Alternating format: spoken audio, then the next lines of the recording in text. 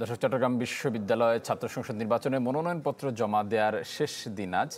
এ নিয়ে জানাতে এই মুহূর্তে আমাদের সাথে যুক্ত হচ্ছেন সহকর্মী ফখরুল ইসলাম। আমরা আরও দেখতে পাচ্ছি যে রাজশাহী বিশ্ববিদ্যালয়ে সেখানকার রাকসু নির্বাচনের খবরাখবর জানাতে আমাদের আরেক সহকর্মী আবরার সাইর রয়েছেন, আমরা তার কাছে যাব। তার আগে আমরা যাচ্ছি ফখরুল ইসলামের কাছে। ফখরুল, মনোনয়ন শেষ দিন আজকে, জমা দেওয়ার শেষ দিন আজ, এখন পর্যন্ত কতজন মনোনয়ন জমা দিয়েছেন এবং সব মিলিয়ে পরিস্থিতি কেমন দেখছেন সেখানকার?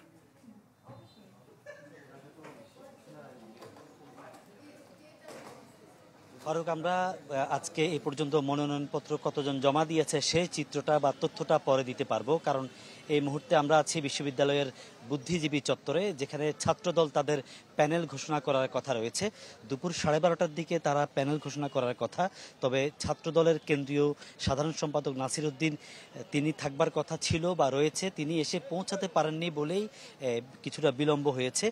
এই মাত্র আমরা দেখতে পাচ্ছি নাসির উদ্দিন এসে পৌঁছেছেন এবং ছাত্রদলের পক্ষ থেকে প্যানেল ঘোষণার প্রস্তুতি নেওয়া শুরু হয়েছে। তো আসলে এর মধ্যে আবার একটু বৃষ্টিও ছিল, যে কারণে নেতারাও এদিক সেদিকে একটু সরে গেছেন। এখন প্রস্তুতি আমরা হয়তো কিছুক্ষণের মধ্যে আমরা আশা করছি ছাত্রদল তাদের প্যানেল ঘোষণা করবে। ফারুক, আপনি জানেন যে চাকসুতে কেন্দ্রীয় যে সংসদ, সেখানে রয়েছে 26টি পদ। এর বাইরে 15টি হলে 210টি সহ মোট 236টি পদের বিপরীতে যে ফর্ম নেওয়া হয়েছে গতকালকে পর্যন্ত 1000-এর উপরে, তার মধ্যে 400-র বেশি কিছু ফর্ম গতকালকে পর্যন্ত জমা দেওয়া হয়েছিল। বাকিগুলো আজকে আশা করা যাচ্ছে যে বিকেল যেহেতু 5টা পর্যন্ত সময় রয়েছে, সেই সময়ের মধ্যে বাকিরা সবাই তাদের মনোনয়নপত্র জমা দিতে পারবে। তো এই ছাত্রদলের এখন যে প্যানেল ঘোষণা হবে, সেই এর পরবর্তীতে ছাত্র শিবিরের বেলা 2:30টায় প্যানেল ঘোষণা করার কথা রয়েছে।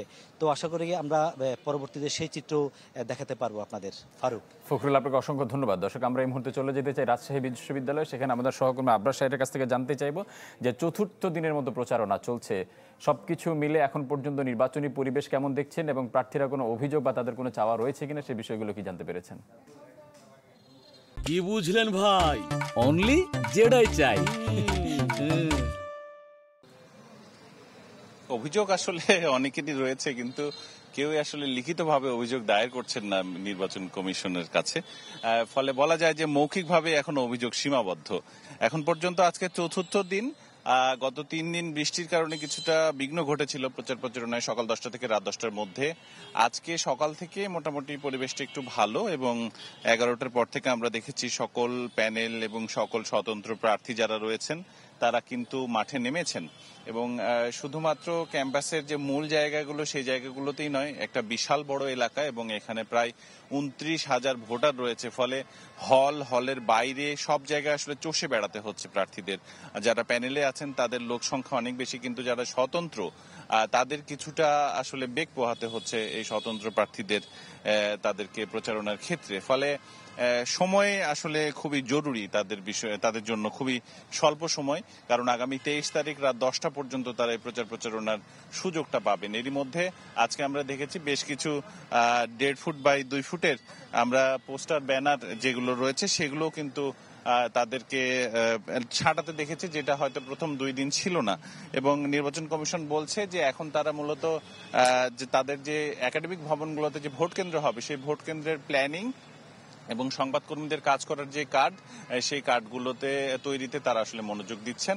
এখন পর্যন্ত গুরুতর কোনো অভিযোগ নেই আচরণবিধি লঙ্ঘনের এবং পরিবেশ মোটামুটি ভালোই আছে। এ ছিল আমার কাছে রাকসু নির্বাচনের খবর। ফারুক, আবরার, আপনাকে অসংখ্য ধন্যবাদ। দর্শক, রাজশাহী এবং চট্টগ্রাম বিশ্ববিদ্যালয় কেন্দ্রীয় ছাত্র সংসদ নির্বাচনের খবর জানাচ্ছিলেন আমাদের সহকর্মীরা।